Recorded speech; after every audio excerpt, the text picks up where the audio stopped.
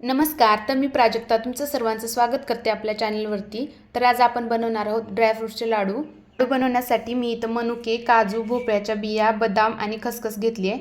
इथं 200 gram dates घेतले, त्यामधल्या मी बिया काढून घेतल्यात आणि इथं खोबरं किसून घेतले.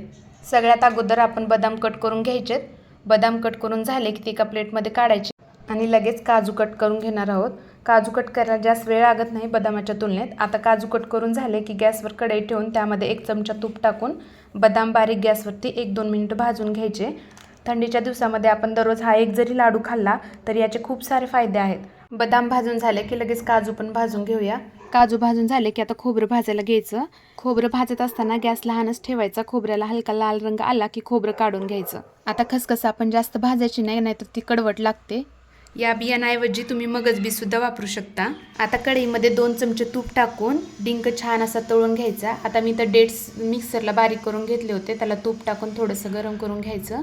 आता एका ताटामध्ये सगळे भाजलेले ड्रायफ्रूट्स टाकून डेट्स टाकून ते सगळं व्यवस्थित मिक्स करून घ्यायचं. मग त्याचे छोटे छोटे असे लाडू बांधून घ्यायचे.